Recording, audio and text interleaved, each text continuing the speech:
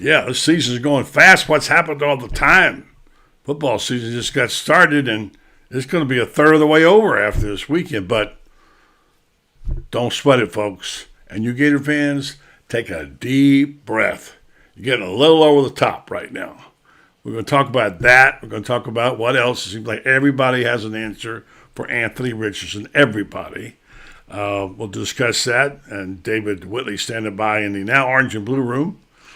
Brendan Martin will be here to explain some good news for our team. And then we've got our crew from Game Day coming up. That would be Lauren Meadows and Kyle Curtis. So all coming your way right here on the Buddy Martin Show. Tell your friends and neighbors we are officially on the air.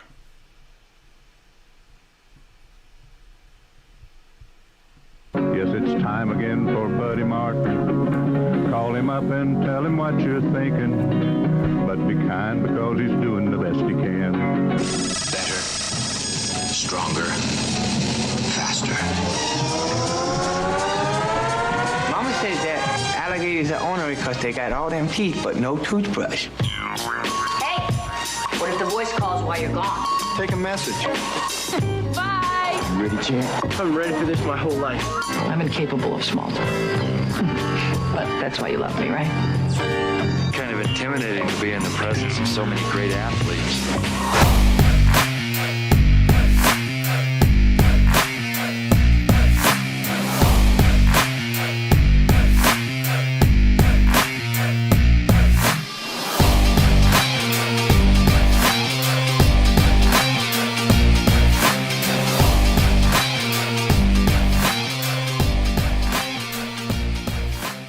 Good evening and welcome to the program. Seems like I've done about 15 shows today, but this is the special one with you. Glad to be here tonight.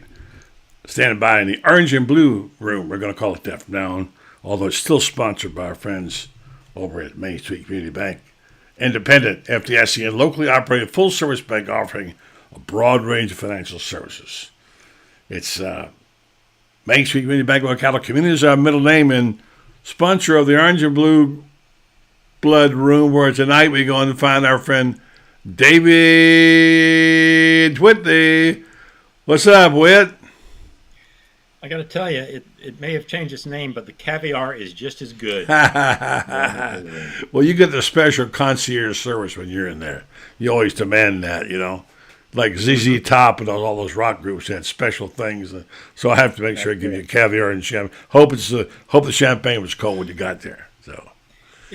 I usually like it about 38 degrees. I think it was probably about 40 tonight. So oh man, I'm sorry. We screwed up talk again. To the hub about that, will you? I'll talk to the concierge and see if we can get that straightened out, because you do have the premier concierge service here. And that's why we pay you so much money. So it's how you feeling, David? That's first and foremost. You had that bugaboo last week. You got over it. You okay now? Yeah, I'm about 95%. I could. You got to play hurt a little bit. Yeah. As we learned over the years, the difference between being hurt and injured. Yes. I was just hurt. Yes. You got to get out there. Yes. I want to tell my friends out there to be sure and let everybody know we're on the air now. Like and share. We'll chat with all you in a minute, and we'll catch up on the news. Well, let's start at the obvious place today. Fans are getting a little out of hand. A little. I've been monitoring our new site, which we got, tons of people coming in now, and Brendan Martin's got us rigged up with some people who weigh in. We're glad to hear from all the fans, but there's an inordinate amount of people whining and crying and complaining, and I understand the expectations that were there for both Napier and for his quarterback. And look, who knew that at the end of 3 games that Anthony Richardson would not have a touchdown pass? That's ridiculous. I get it. I don't know why. There's a lot of posturing about why. I said this morning on Shane Matthews' show, there are 3 things everybody knows how to do, right? They know how to start a fire. They know how to run a restaurant. And they know how to call football plays, right? Mm-hmm. So they all got answers. So I'm wondering if you and your fan base, if you've been hearing from people, what you're hearing, what you're thinking, And where do you think we are in terms of on a 1 to 10 reality scale with the fans? Yes, I've been getting there are a lot of people offering advice to Billy Napier through me, and I feel like telling him he's not listening to me, nor should he, but I mean you're right. This is topic 1A, 2A, and 3A at this point, and the advice runs the spectrum, and I think it's great that people are so passionate, but and I can understand, like you said, the frustration. But where we are. I mean, bottom line is, he is just not that good right now. I mean, he's got potential. We all know that. He's got we've been over it 1,000 times. He's a thoroughbred out there, but developing the skills that it takes to drop back and be a pocket quarterback, which is what defenses are wanting him to be and trying to turn him into, he's not quite there yet. And it may not ever snap. I mean, in a perfect world, I said earlier to someone today, you could take Shane Matthews' brain and put it in Anthony's body. Then you would have I don't know, a quarterback who'd be signing like a $500 million contract in the NFL. Because I mean, Shane, he was a guy who came in and just got the knack of the passing game, figured it out, could make the reads. Anthony, he's not quite, he's just not there yet. But that doesn't mean he can't be a really effective quarterback. It's just going to take some patience. And as you know, patience is not in great supply with fans. You can tell people, and we're probably as guilty ourselves. We hype him up, and when things go bad, we come down on him. Yeah. Too, but it's difficult to take that deep breath sometimes and look at the big picture and all that. But that's that. With him, that's just what you have to do, and. I am glad in a way that Jack Miller has been hurt for the last month, broke his wrist and is out. Otherwise, the term quarterback controversy will be thrown around. Yeah. Shane Matthews said this morning he sure would have played some in the last 2 games. Yeah, and there's never been a more popular player on any team than the backup QB, because first. And it was last year, Emory went through it with Anthony. Every time he'd go up, it would get that. Yeah. But with no really legitimate option behind him, it is, everybody knows you're going to sink or swim with AR. There's also the burn the boats theory too. When the explorers go out and go somewhere, they burn the boats. They can't go back, and there's a certain amount of all-inness that comes with that. I don't remember the last time there was this much pressure on a young quarterback at Florida as there is on Anthony Richardson right now. Now, look, I mean, he'll get paid for it handsomely, don't get me wrong. But given that he's from Gainesville, we've seen and known about him for a long time. Long before we ever saw him set foot on the field, we heard people like Tim Tebow saying he was a freak. Then we saw him leaping over players and stuff. Well, this guy must be a freak. And our expectations grew and grew and grew. And I certainly thought, after seeing him play a little bit last year, he was the most talented quarterback prospect I'd ever seen in Florida. Tom Luganbill stood there last week and said to Paul Feinbaum, he's the most talented quarterback in the country. Now, does that mean he's the best quarterback? No. Does it mean he can't learn how to play position? No, he has to learn to play position. But I liken it to my late friend Van McKenzie, you work for, and I used to tell him, I'm a sucker for talent. Give me a guy who can write or a woman who can write. We'll figure out the rest, because that talent you can't coach. It's like speed. You either got it or you don't, right? You being one of those talented people who could write. So I have, and I admit, a weakness for players that are talented. Doesn't mean necessarily their experience or skill yet, but I think he is an enormous talent. And I say putting pressure right back on Billy Napier. He gets paid a lot of money to figure out how to coach Anthony Richardson. So he needs to get that fixed. I know he's a good coach. I like what he's thinking, but there's some complaints. I mean, I was a little early to fire Billy Napier text I've been hearing today. I mean, please, come on, man. Yeah. So I don't know, David. Am I wrong about all that? I just really want to see this kid do well. He's so good. If he finally wakes up one morning, there's a light bulb over his head. Who knows what this young man could do? Yeah. I mean, yeah, I think you're right. I don't think anybody could contest it if you said he might be the most talented prospect that they've ever had walk through those doors. But as you said, there's a difference between being talented and good. But you'll never be great without that talent, without that raw ability. And so, yeah, if you're a quarterback coach, or you're thinking, man, give me this guy and see what I can make. And yeah, I mean, Billy needs to do a better job of getting him in a position to succeed. And that's tough. Let's face it. Yeah, he doesn't have the greatest supporting cast around him, to work with. And you can only play with the hand you're dealt, and it's tough. And and the fact that you don't have a backup QB, that takes away. It's playing on Anthony's head too, because they're saying, don't go out there and be Anthony Richardson that much. Don't go out there and run that much. Slide, go down. All that. You could see like just this past week with USF QB Bohannon. He is sort of the same way. Big, talented guy. Sort of a scattershot arm, but he was tucking it down and running, and he was killing them with that option play, running the ball. No, he was in his zone, in his comfort zone. But if he got hurt, so be it. Anthony, he's out there when he's dropping back and passing. You can see he's in slow motion. He's trying to dissect things. He's not playing free and easy, and when he takes off to run, he is just trying not to get hurt sometimes, and so he's thinking too much, and you got to think when you're a QB.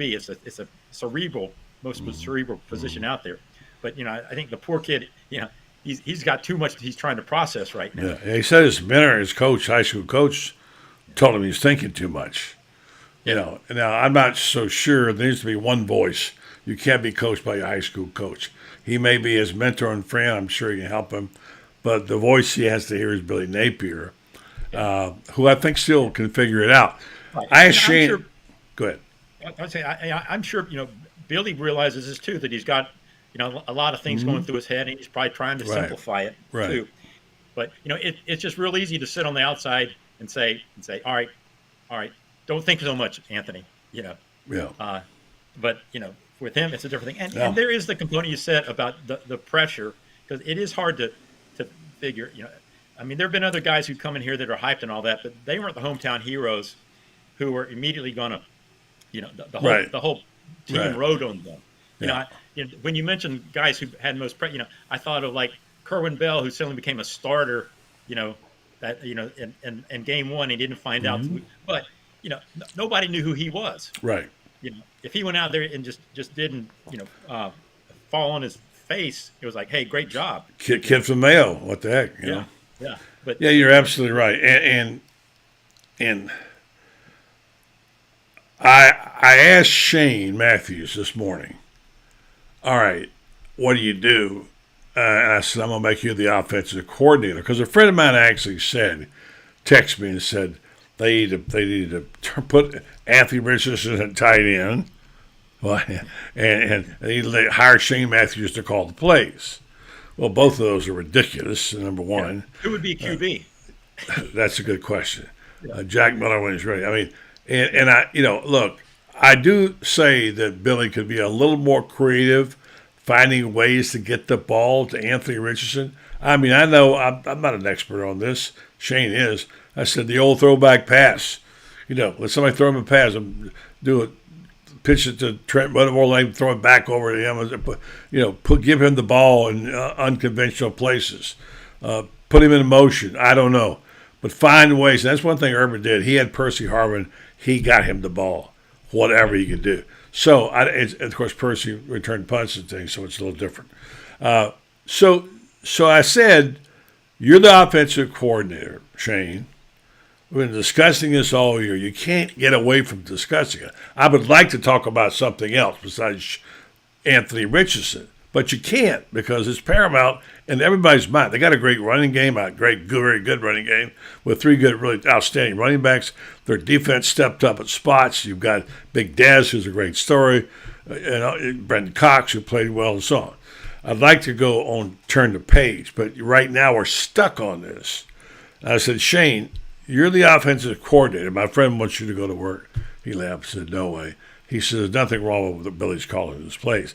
I said, what do you do? And he said, well, you have him run quarterback power between the tackles. I said, what? What does that mean? No. I don't want to regress like that, you know. He said, you got to get him touches. He's got to use his legs. And I get the point. But if that's what they have to do, I don't know. I mean, to me, so I think they'll find a way to get him the ball. I mean, I can't talk X's and O's to Shane. He's way smarter than I am. I know that in a zone like that, you have to have receivers sit down in the pockets and get him the ball. I know he's having problems with the touch pass. So, but don't you think something will eventually break? You'd think, he's just such a talent, as you said. Yeah. You know, that will just come through. And it came through in spots last year. You know, a game that I keep going back to, people talk about, you know, the first couple of games where, you know, against, I guess, FAU and USF, where he had like 5 touchdowns and 6, 7 plays. And, it was just, he was just lightning in a bottle. Yeah. But, you know, the game that really impressed me was at LSU, where he led them to 4 drives and 4 touchdowns in the second half. You know, at LSU. I mean, granted, this wasn't, you know, a primo LSU defense he was going against by any means, but I mean, it was still LSU and it was still on the road, and it was and these were, you know, these were where every drive was where you had to execute, and he took them down the field, you know, 4 straight times. I thought, well, that shows, you know, showed me that he's more than just, you know, a circus act. You know, he's got, and if he did that year, last year, there's certainly no reason to give up hope on this. It'd be foolish to, you know. But Gator fans seem to be trending that way in some cases. I'm thinking, what are you thinking about? You finally get a major job. Well, let's get off this for a second, because there is a big game this weekend, and my friend John Adams, I think you know, in Knoxville, I have a sound bite from him I'm going to play. He'll be on the show tomorrow. We'll talk about this. And the question is, do we finally have a rivalry? And Shane says no. I said, well, you're looking at a team that's favored by now at least 11 points over Florida, you know, and there's a stat there somewhere. Somebody looked it up. I don't have it in front of me. Oh, I know it was David. It was John Adams. He looked it up the last time Tennessee was a double-digit favorite. It's been a long time. And so now we got a game up there which we kind of thought might be in the W. Tennessee's playing, Hendon Hooker's playing lights out. The most amazing stat is since he came back as a starter, 42 touchdowns and 2 interceptions. That's crazy, David. Oh, that's like beyond Tom Brady. And if you'd have told me, I mean, who was Hendon Hooker a year ago? He wasn't even the starter. There's a joke in there somewhere, but I'm afraid to say it. He has got one of those. You know, it's funny when you hear about these kids with NIL deals like that, like the kid at Nebraska who got the air conditioning deal because his name is the coldest. Yeah. You know, Hendon Hooker could get quite an NIL deal with his last name. Yeah, really, certainly in the wrong place. But we digress. Yes. So I mean.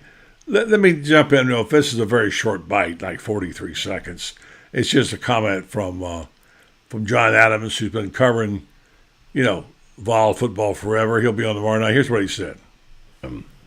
Last time I talked to this guy, Tennessee Vols were struggling. Who knew what they were going to do with their new coach? And it's turned out pretty good for the Vols. And glad to have my friend John Adams back on the program again. John, do we have a rivalry again between Florida and Tennessee?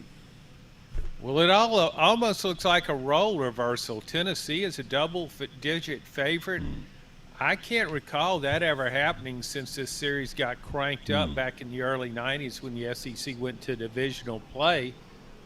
So, yeah, this is unusual, but at least the point spread contradicts the history with Florida having won 16 of the last 17 games.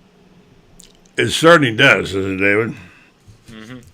Yeah, rivalry. It all depends on how you define it. I think it's a rivalry because, if you just start the name, the term Florida Tennessee, I think for most fans, Florida and Tennessee, the blood pumps a little faster when you hear that than it does most other games. I mean, it's not quite Florida Georgia maybe or Florida FSU, but I mean the game just has had so many great moments. Of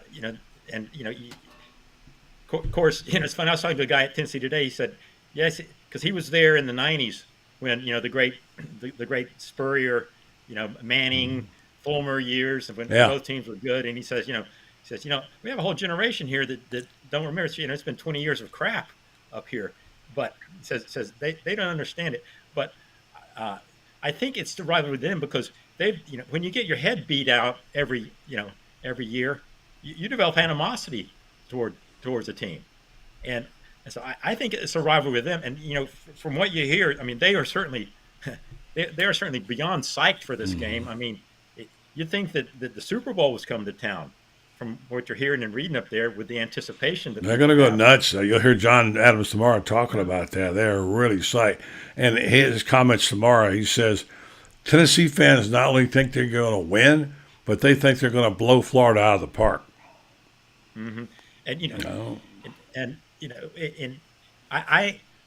I guess you could. The seed was planted by Steve Spurrier, who had so much fun at Tennessee's expense. Not just beating them, but giving it the old gig. And I mean, that was great. Good for him. And I'm glad he did it. But it's sort of like he had a long memory when it came to Georgia, and getting revenge. So you think all those ghosts of Tennessee, the Bob Nealon ghosts and all that, they're just out there praying, man. If I could rub it in and run it up on any team, I want it to be the Gators. Oh yeah, for sure, no doubt about that. All right, what do you see happening? I mean, look, I said this today a couple of times. I forget what shows. I did a bunch of them today. I didn't think I'd be saying this forever about Florida football, but their only hope is to run the football and play defense. Yeah. Well, those are their strengths. I mean, let's face it. On offense, your obvious strengths are your offensive line and your running backs at this point. And of course, that Tennessee knows that too. They're going to do what the last three teams have tried to do, and that's try to take that away and make Anthony beat them. But you still got to go with your strength to some extent and just mix it up enough to keep them semi-honest, I think. And I mean, let's face it, you can't go 3 and out. You got to control the ball some, and because Tennessee, they live on just quick strike. Their offense out there. 18 seconds, and they're saying they even shortened it more now, supposedly every 18 seconds. So that's going to wear that big outfit, that big defensive line out. Des Watson, the new cult hero, he looks like a guy throwing rag dolls around.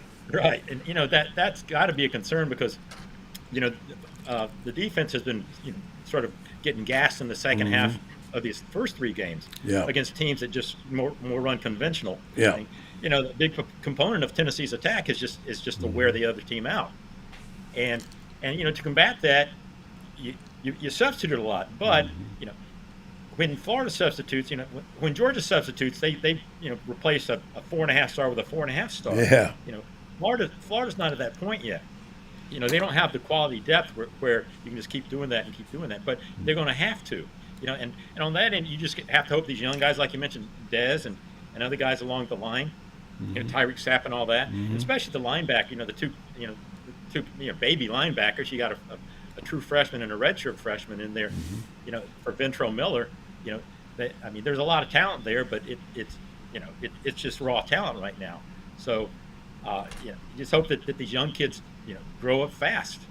That's what they're going to have to do, just to keep them, just so they don't you just run over them, and the Tennessee will do that to you. It's just a steamroller in the second half. His teams, just sort of run out of gas against that offense they have. It's just a 60-minute stress test is what they give you. Great stat there by Scott Sloan.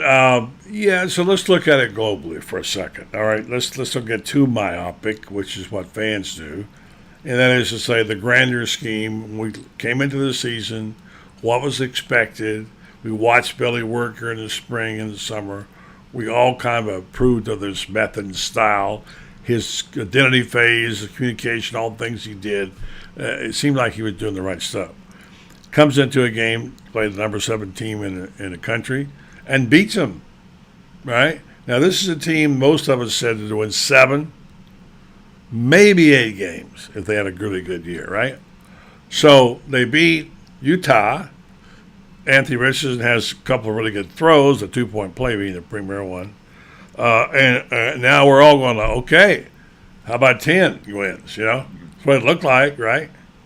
And then Kentucky came in here and schemed it up, and Mark Stoops did a terrific job, game plan, containing Anthony, not letting him outside, not letting him run, jamming up the middle, dropping 9, all that sort of stuff.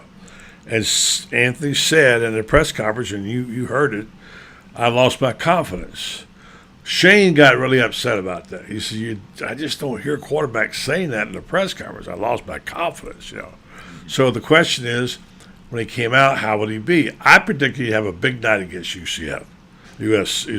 I thought he'd throw for 2, run for 2, whatever, and break loose. It didn't happen.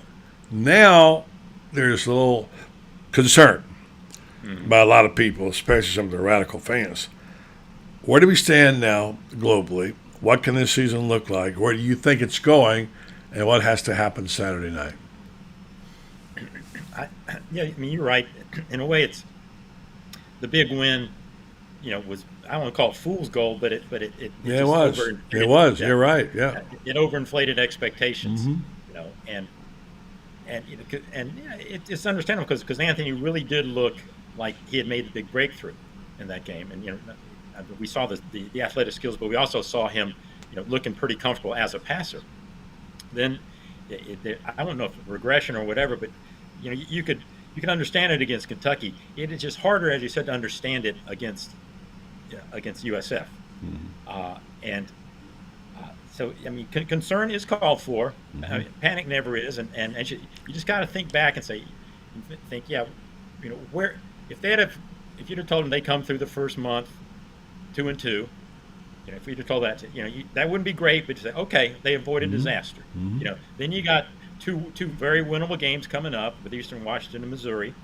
You figure they get and then there's that tough three game stretch. LSU, So, and this is always at first it's going to be a toss-up game. So, if they come out of this 2-2, then you figure they'll go 4-2, and you're looking at the same 7-5 scenario, I think, long term, and but you can't just obviously judge this by numbers. It's just how they play.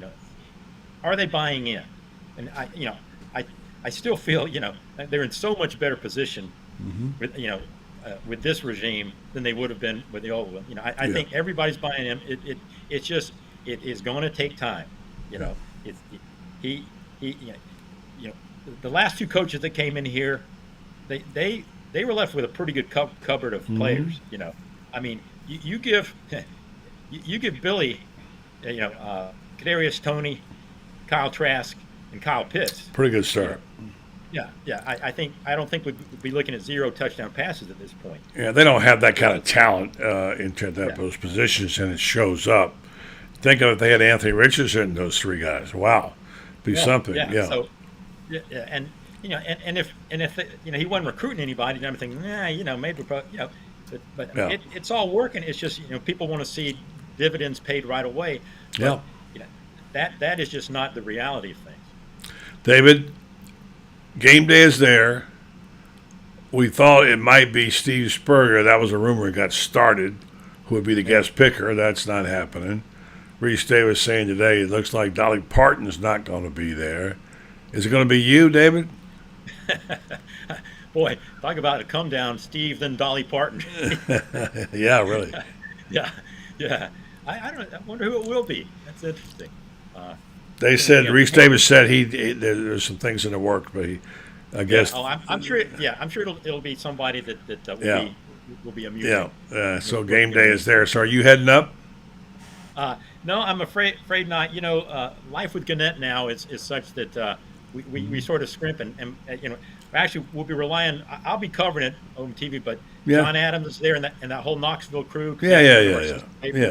And we're setting up Kevin Brockway to do it. Yeah.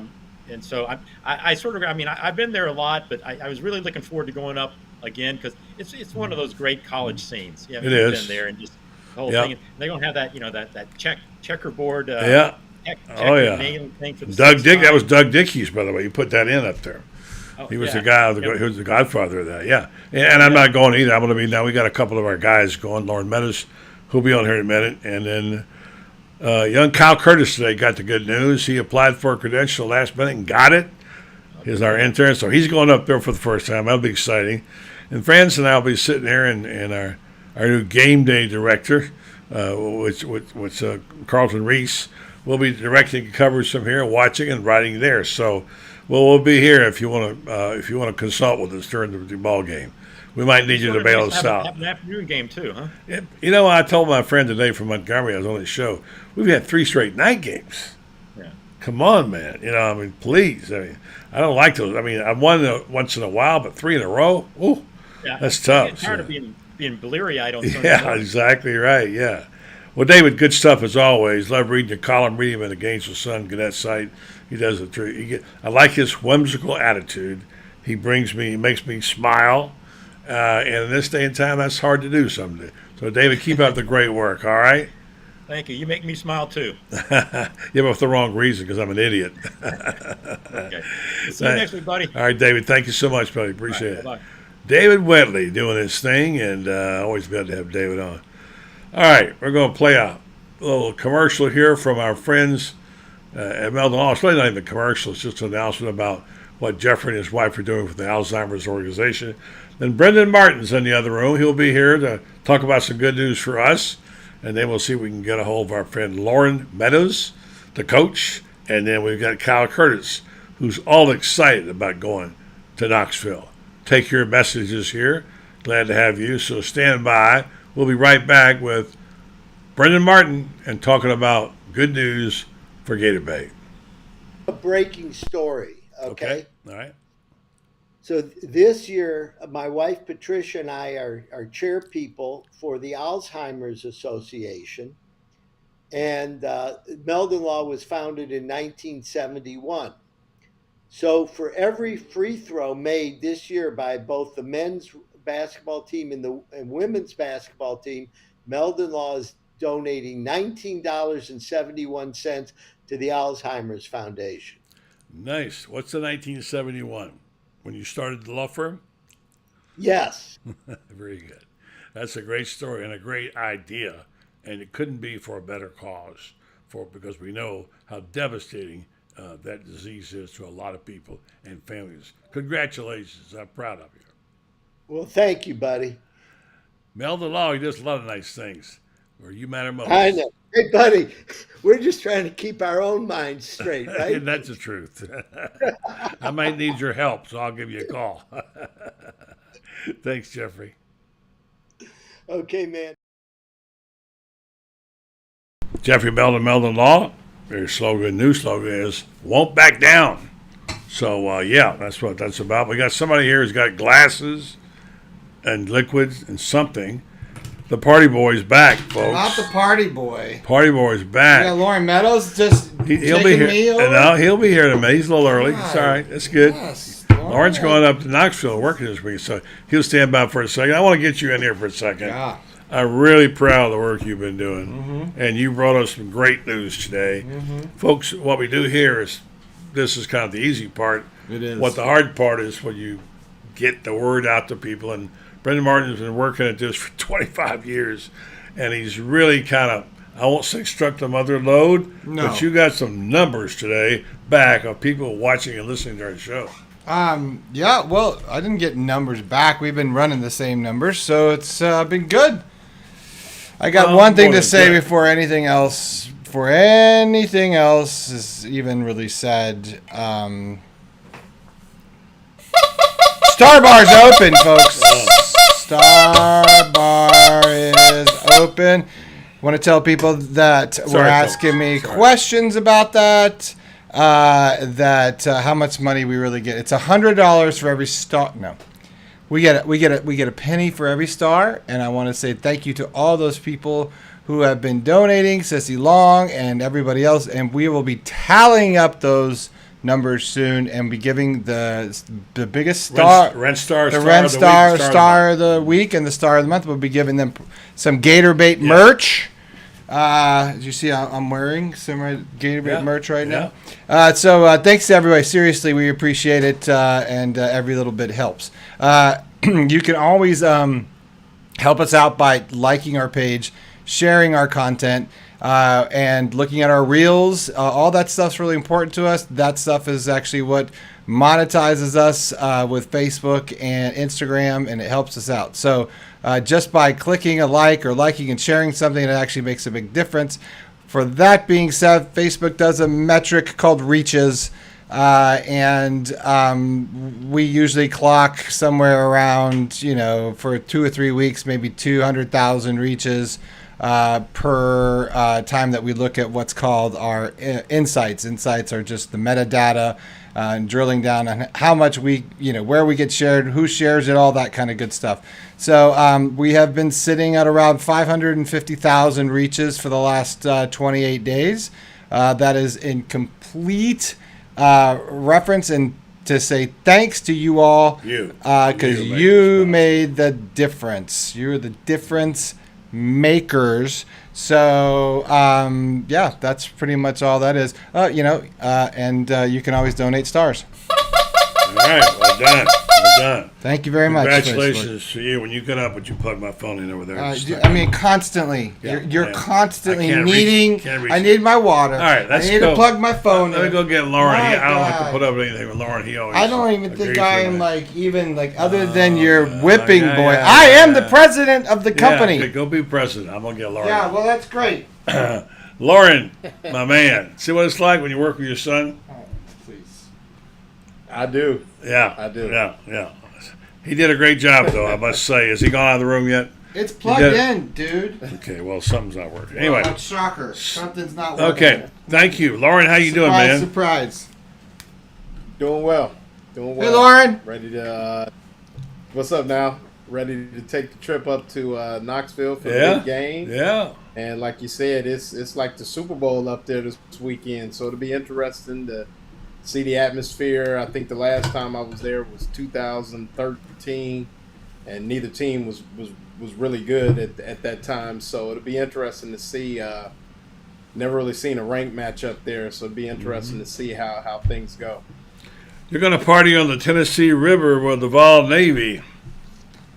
Oh yeah, most definitely. I might actually hop on one of the boats while I'm there. There you go. Well, but you got your Gator gear on. They won't let you on there. So you're going to be in the Vol Navy? No, it's the Vol Navy is always there on the Tennessee something River. I've always wanted to do. You've been on there. One time. I want to go again. Yeah. Okay. Well, it better be 2 years from now. So. Well, that's okay. There was a cute girl, and she took me on a boat, and that's always fun for me. Sorry, I didn't mean to interrupt you. Yeah, we're interested in that. No, I'm really interested in this. I really want to say I'm happy for Kyle Curtis, who's a student, and he got his credential approved today, the last minute, found out he could go. So he's going to be up there. You basically and Kyle are carrying the Gator Bait flag for us. You'll be going to game day, right? What's that going to be like? Have you been to game day before?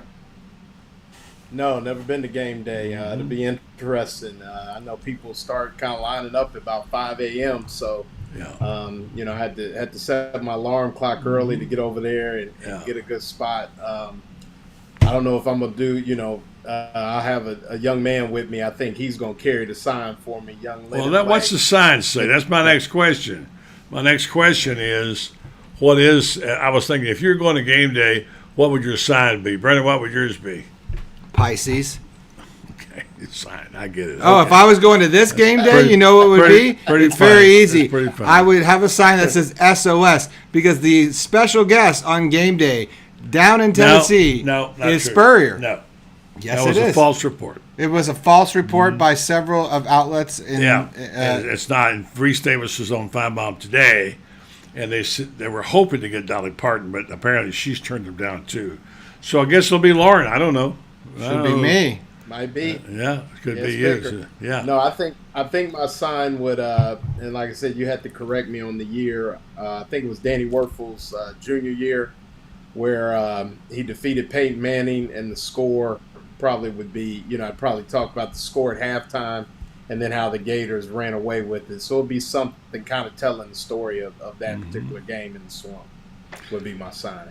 Well, I'm trying to think what mine would be. I think I'm maybe, great. Maybe don't. No. Brendan, get me some water. Yeah, that would be my and sign. I'll bring wine. All right. You turn water into wine, yeah. I would say. I'm not saying here's anything. my I'm sign. just saying. Here's my sign. AR ain't done yet. You can't use AR. Yes, I can. No, it's not preferred. No, it's not no. politically correct. No, AR-15 is not politically correct. No, there was a whole start. Do No, you not no. read the internet? Yeah. I don't know. That's the worst place to go. Okay. I use AR in every story I write. It's not. It's the AR-15 that you. Anyway, that'd be my sign. And speaking of which, you're an old coach. Big challenge. Billy Napier's getting criticized a lot. Anthony's had a couple of rough outings. He lost his confidence 2 weeks ago. Last week, as I said on how many ever shows I did today, who would ever thought we'd be sitting here? So many shows. We would be sitting here 4 weeks in, and we'd be saying Anthony Richardson has no touchdown passes, one of 3 teams that don't, and would be saying Florida needs to run the ball and play defense to win against Tennessee. Yeah, I would. Yeah, I'm shocked. I mean, I can honestly say that his play, we all know that it has been subpar, and I'm shocked that he hadn't found the end zone through the air yet. If you'd have told me that going into the season, I'd have took that bet. That'd have been a great Vegas prop bet, or what you call it. I mean, to take that bet, put $5 on it, you probably would have won about 10 grand. So, and for a school like Florida with a rich passing history, many quarterbacks, I mean, we got 3 statues of quarterbacks, and yeah, I'm shocked. I mean, it's amazing. I mean, I think that, if I have a criticism, I'm not overly impressed with what they're doing offensively right now. I think they're kind of wasting a man, if so to speak. I mean, you could say, 2 tight ends on most downs, gives them the ability to run the football the way they've been running it. But I just think that, they've got some opportunity to spread some people out. I think maybe get some of their better athletes. It's kind of like trading as much as I like Dante Zanders and Keon Zipper, I know you've kind of been on the stump a little bit for Trent Whittemore. That's an opportunity for Trent to maybe get on the field, if you take one of those tight ends off. And I think it would spread things out and maybe, open up a clearer picture for Anthony Richardson. So, right now I just think they really got to find a way to get him to see the throwing lanes, kind of open up things, maybe, spread some stuff out a little bit and just see how that happens. Because right now they're condensing their formations, kind of running some inside flood concepts, things like that, and he's just not seeing it very well at all. Well, Brendan, you played ball. You know this too. I didn't play very well. Well, you caught some balls in high school. Like 2. Okay, Brendan never played ball. Forget it. No. Anybody who's ever competed I played Madden, though. Anybody who's ever competed knows this, that you have to see the ball. Whether you're shooting a basketball, whether you're throwing a baseball, whatever. And when you're, right now, Anthony is like a guy who can't throw a basketball in the ocean, let alone like a bucket. He needs to see the ball caught by somebody. Billy Napier is too smart of a coach not to be able to coach that up. Look, I'm not an expert on. I can't compete with Shane Matthews' thinking on this, but I got to say, I'm going to find a way to get the ball to Anthony. I don't care if it's a throwback pass. I'm going to get him the ball and let him throw a pass also and see somebody catching some of the balls. Because what's happening now is he's not seeing the receivers sitting down in the zone. He's not hitting us the timing patterns because his timing is off. He's overthrowing people. And he's got to have something. You're getting paid to coach this guy. Get the ball to him. Lauren, am I wrong about this? No, you're not. I mean, I don't know about, I don't know how you get it done. I mean, you got to be careful being herky-jerky only because you can't hang your hat on that. But like I said, I think, absolutely it is, and I said this coming out of the Kentucky game, you give the young man an opportunity to drop back 30-plus times, and he just wasn't prepared for that. You have to put the young man in particular spots where he can be successful. And, Billy Napier has been coaching offense at a high level, much higher level than I ever did. Most of us have. And he knows how to coach offense. But like I said, I keep waiting on them to take the sample size of whatever he's done in the game, what they're going through in practice and going through in the meetings, and get about 15 to 20 concepts running, because he's checking the good run plays. I mean, that's, Billy Napier makes that plain, and you can see him, checking the run plays, doing things like that. So he's understanding the fronts and those kind of things, but they have to get him an opportunity, like you said, to see the ball caught, get a rhythm, get his timing down. But I think just, I just watched the SEC Inside. I don't know if some of the viewers saw it, but he was constantly on him about his drop, his feet, getting back to, taking his time and getting back to his secondary read. But I just think when the game comes along, his feet just go to pieces, and that really hurts you as a quarterback when you got bad feet. Brendan, your thoughts about what they have to do to fix it?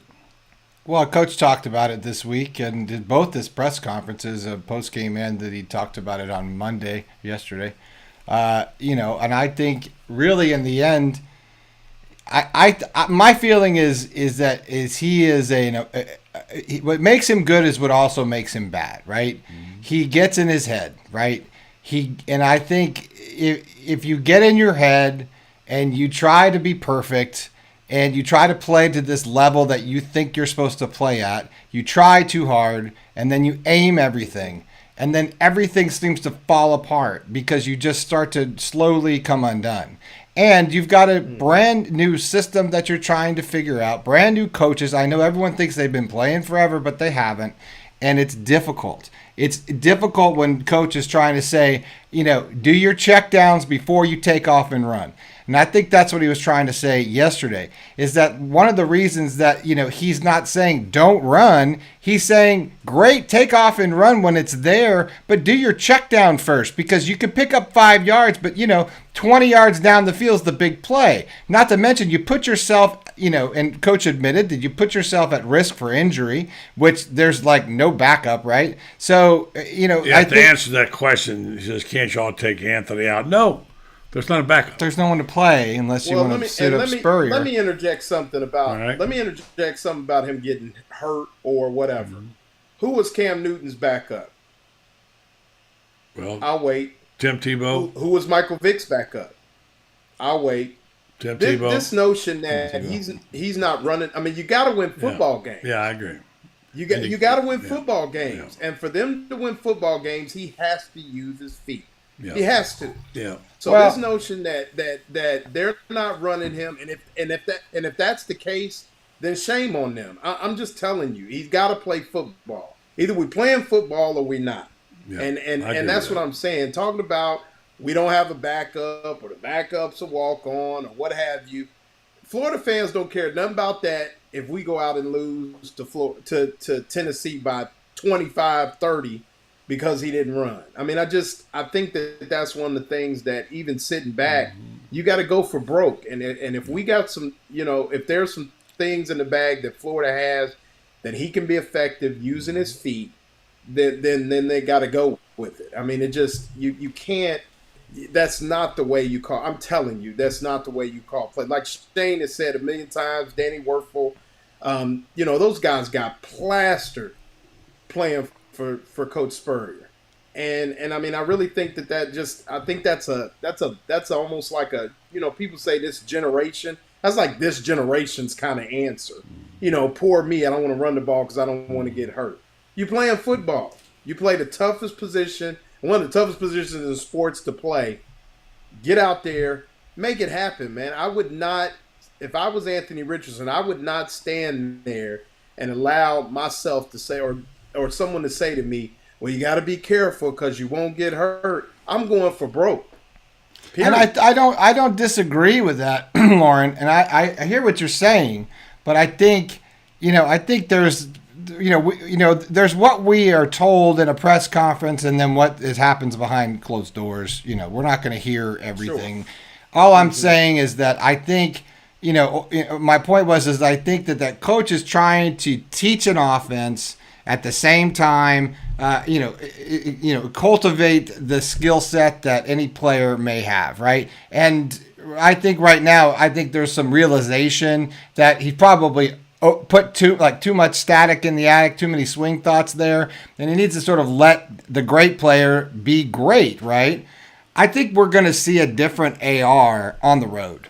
And I've been saying this since I did a show on Sunday with Joe and Bill Blackburn and Gator Nation, and I said that then. I think when he gets out of the fishbowl, it's kind of like, when the pressure's all on you, you think you're going to have to perform and you don't perform. But then if, you kind of, you go in, no one knows what to expect. He is not sitting there in the swamp. He's used to loud places. Playing at home's great, but still loud. He's going to be used to all of that sort of big game vibe. I think we'll see him a little bit opened up, and I think we're going to see a different AR. I think he's going to play a little closer than like he did against Utah, where I think he's just going to go out there. And it's important, we say it a lot, but have some fun. Enjoy the fact that you're out there, and enjoy that you are playing for one of the premier, college football teams in the nation. And here's a guy who's very excited about it too. He'll be up there with you, Lauren, real quick. Let me interrupt you. And let me just ask the three of you this question. 106,000, we'll talk about Kyle's trip to Knoxville in a minute. 106,000, a quarterback struggling. They think they're going to win the game and win it big, according to John Adams, who will be on the show tomorrow. How do we think, well, let Kyle start it out. How do we think, and Brenda's already said he thinks it'll be a different Anthony Richardson. Kyle, how will Anthony Richardson react to this with 106,000 people with mustard bottles breathing down his neck? Yeah, I mean, you guys have been alluding to it for the past couple of minutes.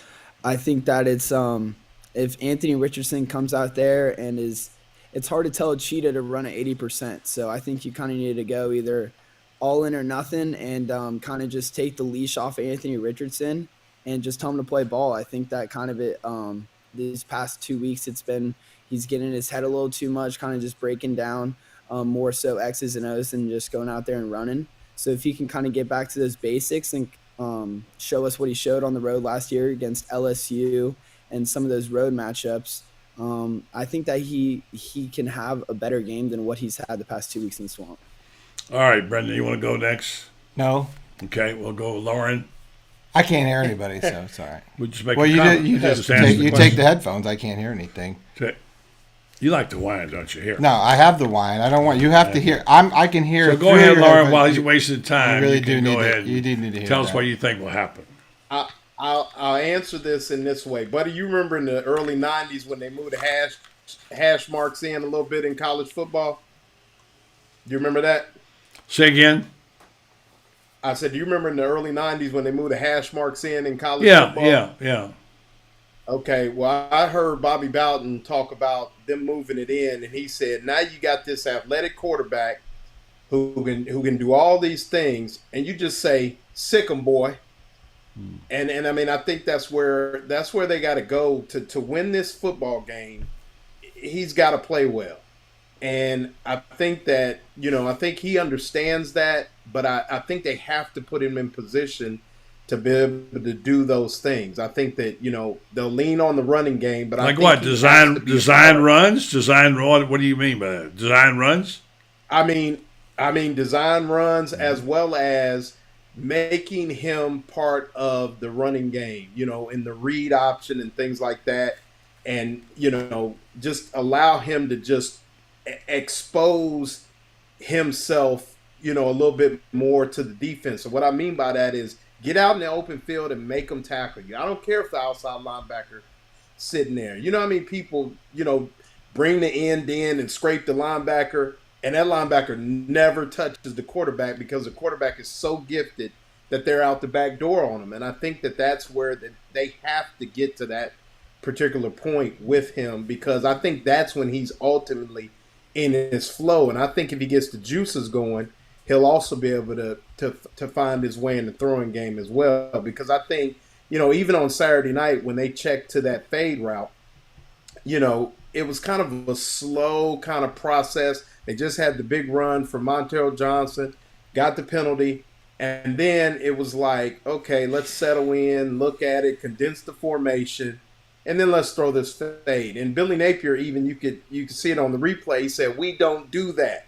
And what he meant by that was a drop in the bucket kind of throw that needed to be made that may have been made if he was just in the flow a little bit. And I just think they got to keep him kind of in the flow as opposed to just turning, handing off, or dropping back and kind of seeing 1, 2, 3. Because right now, that's just not the game. All right. Final thoughts before we go to Knoxville, where you guys are going. Brendan, you have anything to add to that and the strategies? Yeah, I think what Coach said yesterday is that, AR in the first half played pretty good. He said he played like a pretty good quarterback. He made a couple big third down conversions, and that he felt like the second half when I think his biggest fear is you're going to start getting you get a guy out there and he starts turning it over every time they get the ball, every possession.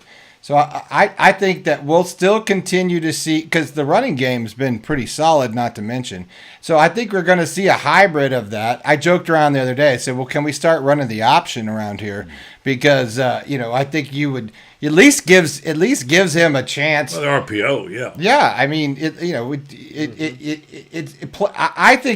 I do think a lot of this had to do with coaching. So I think that there has been I hope there's been a modification of the two, and that there's going to be a meeting in the middle, because clearly, there has been sort of a disconnect in the last two games between the coaching staff and AR. I agree with that. And I think that there has been sort of trying to fit a square peg in a round hole kind of a deal. Mm-hmm. And I think we're going to see a little bit different scheme.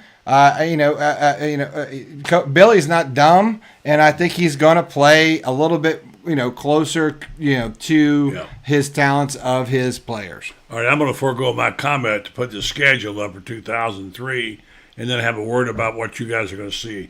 This is a 2003 schedule that came out today. I'm more worried about getting through 2002 first. I'm worried about getting through this show. Yeah, there it is right there. It looks a little bit different. Seems like LSU is a little bit later. Everything else, you going to Utah. LSU. Going to Utah naturally is going to be a big one. You can see it for yourself right there. And so the schedule's out.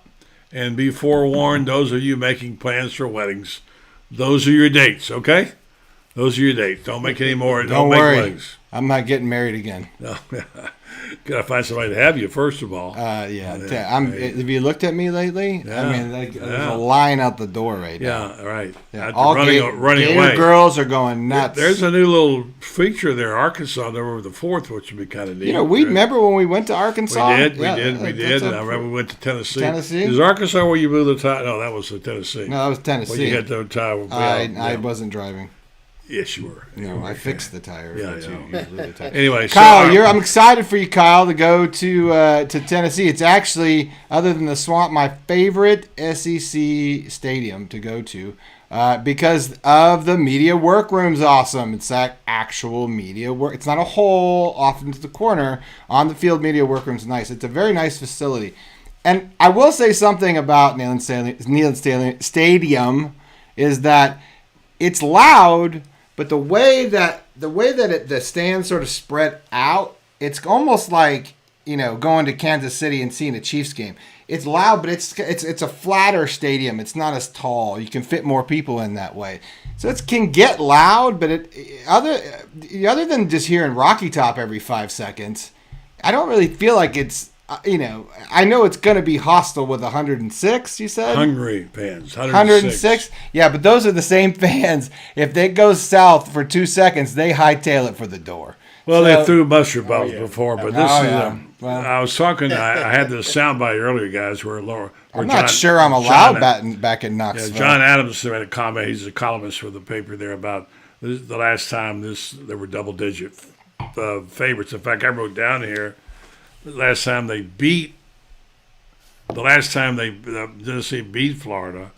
I looked at what was going on in the rest of the world. Let's see if I got that in those notes there. Seems to me there was some kind of something. I know Mother Teresa was made a saint. That's the last time they beat him. Well, so the Queen just died. So there you go. There you go. I mean, I feel like that it could be the sort of same kind of an incident. Yeah. So Kyle, are we wearing the whites? By the way, do we know? Kyle, how excited are you to go up there for the first time?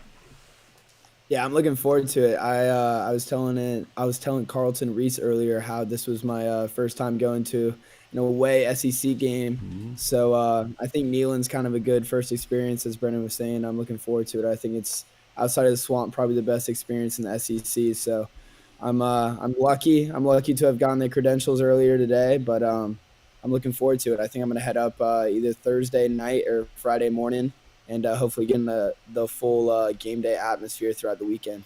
We riding for Gator Bait, and as Lauren will be. GatorBaitMedia.com. Yeah, and we'll all of our show, all of it. You guys are carrying the flag up there. It's going to be a great trip for. I'm excited for both of you. And there's some pretty good people up there in Tennessee. Believe it or not, fans are. Are we doing predictions here? Sure, if you'd like, go ahead. Yeah. What do you think, Lauren? Well, who's going to win? Before I do that, can I ask a trivia question? Yes. Who was the Tim quarterback Tebow. the last time? Who was the Florida quarterback the last time that Tennessee beat Florida? Tennessee beat Florida, or Florida beat Tennessee? Last time Tennessee beat Florida, who was the starting quarterback for the Florida Gators? Yeah. Okay. Treon Harris? I don't know. Franks. Nope. Oh, no. Well, who is it? It was Austin 3 years ago. Appleby. Austin Appleby. That wouldn't have come up in 100 years. Never. Yeah. So, listen, by the way, Lauren is the four-time champion of trivia night up in Stevesburg Grill. Yeah, and he is going to start doing a special trivia question here soon. Some of them live from up in, or some of them from up in Gainesville. So you're talking to the trivia king, Brendan, so show some respect. Mad respect. I have a hard time remembering who you are half the time. All right, Kyle. 34. Did you pick? 34, Gators 24. Say again, Lauren. Tennessee 34, Gators 24. We're not. By 10. Okay. We're Kyle. not friends. I think it's going to be 24-13 in favor of Tennessee. Boy, everybody's picking Tennessee, huh? Could be a beatdown, Brendan. You never know. Oh, you're going to go last, I assume, since you're Buddy Martin. Yeah. I picked the Gators by 3, 27-24. Okay. I'm going to take a pass. Yeah, I know, because he's got another show to do. This is how he does other times. I might pick later on. Yeah, because he likes to cheat. Well, I have special information coming. Cheaters never win. They never win, buddy. Guys, it's great being with you. Unless in college Congratulations, Kyle, to you, buddy. And I'm happy for you. Have a great trip. Tell us all about the Vol Navy and everything that goes on. Send me videos. I need pictures and videos of the whole stuff. Good job, guys. We'll meet up and take a pic. See ya. All right, guys. Thank you very much. Yeah, good job. It's going to be a fun trip. I want to say thanks to our friends at Vinstar Medical Research who supported this program and have supported it for a long time. And we're very grateful. I had someone today call me and say, hey, I want to be a part of that psoriasis clinical trial. You probably shouldn't bring their name up. I didn't. Okay. So would say, can you get me in? I said, I don't know. I'll call over there and find out, which I got to do tomorrow. So what they do, they have a lot of clinical trials here, and they do address the issues in terms of our own health in our community, although it's a national, international data they put out. They try to do things for locally for people, and you go through the process and you learn all about it, and you get medication, this trial medication that you cannot buy for things like this. They've had some really good ones lately for dementia, migraines, etc. This one on psoriasis is important. RedStar does a terrific job with the things in our community that affect our health. That data goes out to the chemical companies, and they design prescriptions for people who can take them, including psoriasis. If you want to know more, go to redstar.net and check it out. They'll tell you what these things are. It's like the recent one for psoriasis had to be between the ages of 18 and 75, be diagnosed with plaque-type psoriasis and not have any other major skin conditions.